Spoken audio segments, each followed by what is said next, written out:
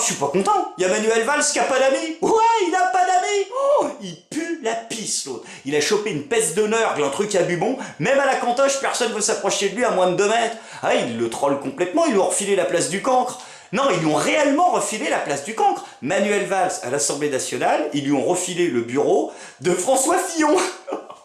Eh Manu, tout le monde se fout de ta gueule, tout le monde te troll à un tel niveau de foutage de gueule, sans déconner, abandonne, tire-toi, ça changera rien parce que même quand l'autre il sort de la grille de l'école, ses anciens copains dehors veulent plus lui parler. Ouais, Libération, ils font des articles, ne parlons plus de Manuel Valls. Putain, je suis d'accord avec Libération. Ah, ça fait bizarre, j'ai pas l'habitude. Alors du coup, Manuel Valls, il est vexé, il le prend mal, et il devient complètement hystérique, à nouveau. Ouais, il paraît qu'il pète des plombs en ce moment, il tape dans les murs, il parle mal aux gens, mais ça, c'est depuis sa victoire à Évry.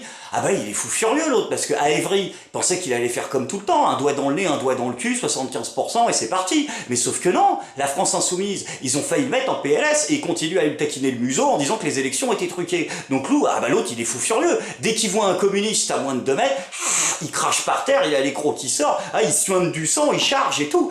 Le taureau catalan est très excité par le rouge en ce moment. Olé! Franchement, Manu, faut que tu te relaxes. Hein. Je veux dire, le cœur, qui est rouge aussi, ne va pas tenir. Ça va lâcher à un moment. Je veux dire, il faut un petit décontractile ou un stage. Ouais, ils font des nouveaux stages là pour la gestion du stress. C'est pas mal. L'entreprise ici, c'est une entreprise de déménagement et de débarras. Donc on a beaucoup de matériel. Moi, je suis du coup animatrice en gestion du stress. Et c'est vrai que les deux activités étaient bien complémentaires. Un exutoire pour lutter contre le stress et les frustrations sans avoir à abîmer sa propre vaisselle. Ici, le matériel est fourni.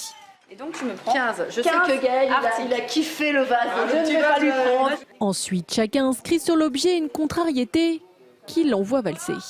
Et du coup, alors, petite question, si moi le truc qui me casse les couilles personnellement, c'est Manuel Valls, est-ce que je peux écrire dans l'assiette Manuel Valls et l'envoyer valser? Valls. Oh, ça va, on peut pas être tout le temps au top au niveau des blagues, merde. Quand même. Après, ça nous montre que quand il s'agit de régler ce qui est l'un des principaux fléaux de nos sociétés, c'est-à-dire le stress, nos sociétés occidentales modernes n'ont pas que des idées à la con, hein. Bon, elles ont aussi des idées à la con.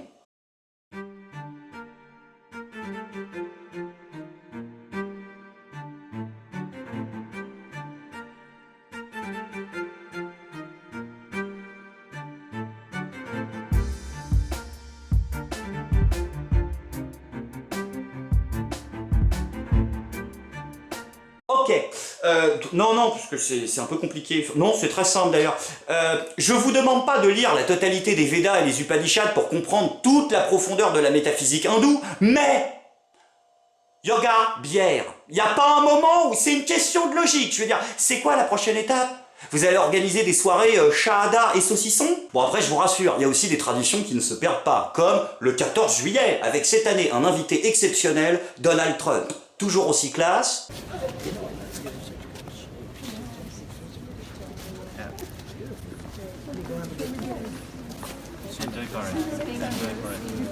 Ah ouais, c'est pas très... En même temps, on peut le comprendre, hein, Donald. Les cougars, c'est pas son truc, il sait pas ce que c'est, l'autre. C'est vrai, il se tape une...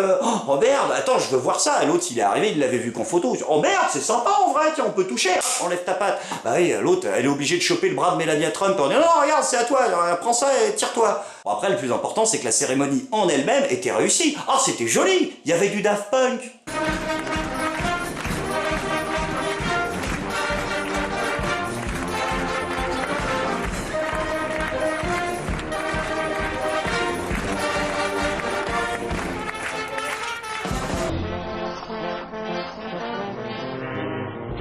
Oh là là, il se fait chier, Donald. Allô, Donald, si on t'emmerde, tu nous le dis, tu pourrais t'émouvoir un minimum quand même, merde. C'est la culture française, c'est beau, je veux dire. En plus, on est bon en ce moment, attends. Black M pour Verdun, Daft Punk pour le 14 juillet, perso, j'attends avec grande impatience le concert d'Ariel Dombal pour la fête du travail. Bon, après, Donald, il tirait peut-être la gueule, mais le plus important, c'est qu'au niveau présentation, il avait envoyé du bois. Il avait mis une belle cravate bleue électrique, la même que celle de Nicolas Hulot, et c'est bizarre, ça. Qu'un écologiste porte la même cravate que le président qui vient de faire sortir sa population des accords de Paris sur le climat. C'est... Franchement, t'aurais dû rester de gauche, Nicolas Hulot. Hein. T'aurais été comme Mélenchon, t'aurais pas eu de cravate, t'aurais pas eu d'emmerde. Enfin, rester de gauche. C'est vrai que Nicolas Hulot et conviction politique, ah ça fait 38. Ah bien sûr, c'est comme pour son histoire de perturbateurs endocriniens là, qui nous dit depuis je sais pas combien de temps qu'il faut les interdire, et je suis tout à fait d'accord avec toi, sauf que, alors à ce moment-là, pourquoi est-ce que quand l'Union Européenne vient de mettre une PLS stratosphérique à la France sur cette question, tu nous tweets juste après, ça va, ouais, ça va, ça... Non, mais on va en reparler, je veux dire, il doit y avoir un truc à creuser à mon avis. Ça fait 4 ans que la France demande sans relâche à la Commission européenne d'agir sur ces perturbateurs endocriniens.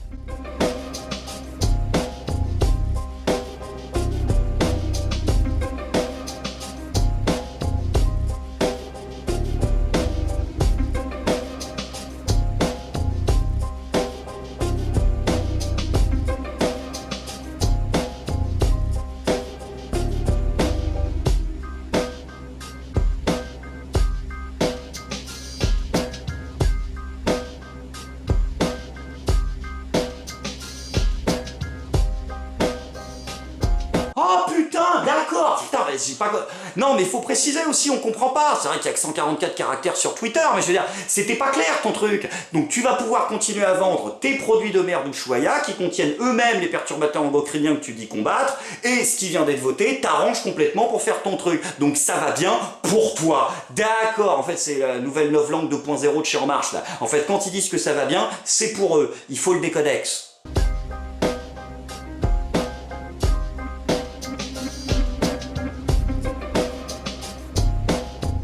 Du mécénat. Bon. Le mécénat, c'est sans contrainte. Eh ben ça promet niveau démocratie. Enfin en même temps, est-ce qu'on a encore besoin de démocratie quand on a un président jupitérien? C'est vrai que... Ah oui, un président jupitérien, avec une paire de bollocks en titane. Il ne m'a pas échappé que ces derniers jours ont été marqués par de nombreux débats sur le sujet du budget de la défense.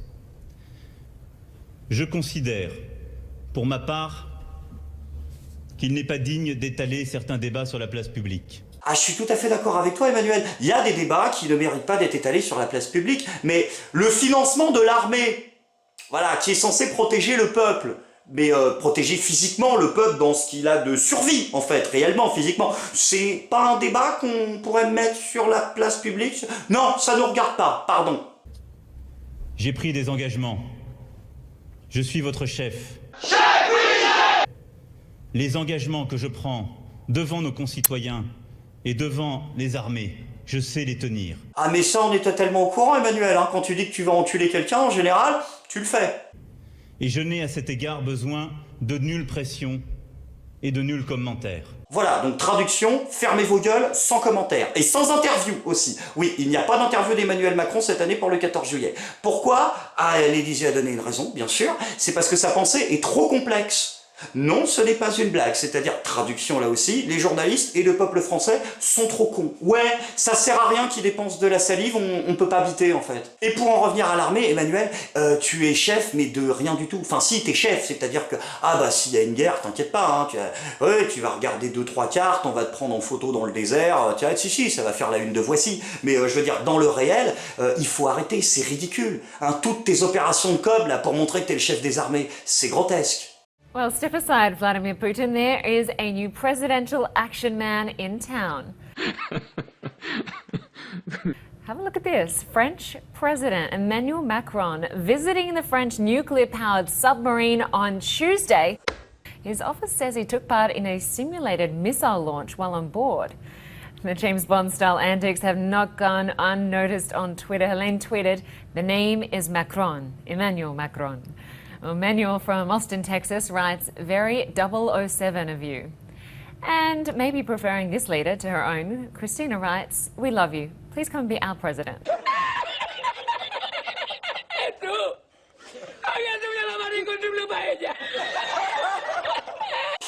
Franchement, si tu pouvais arrêter 2 minutes ton numéro de Rambo 6, là, pour faire mouiller la culotte de toutes les cougards états-uniennes, ça nous arrangerait 2 secondes. Surtout que t'es quand même servi à la maison. Hein, puis tes numéros, là, de cabriole, ça n'a aucun côté 007. Ça ne fait absolument pas James Bond. Ça n'a rien de badass, ni à l'extérieur, ni à l'intérieur. Hein, parce que là, ton espèce de cosplay de yippee et pauvre con, ça ne prend pas du tout. Qu'est-ce qui lui arrive à Macaron, là? Hein, qu'est-ce qu'il a, Timothée? Non, mais à mon avis, c'est parce que quand il a gagné les élections, ouais, il lui a offert la Jeep pour qu'il remonte les champs, il était content, sauf que Timothée, Il les veut tous, les G.I. Joe. Et il n'avait pas le bateau. Oh là là. Donc du coup, ils ont organisé un petit stage commando.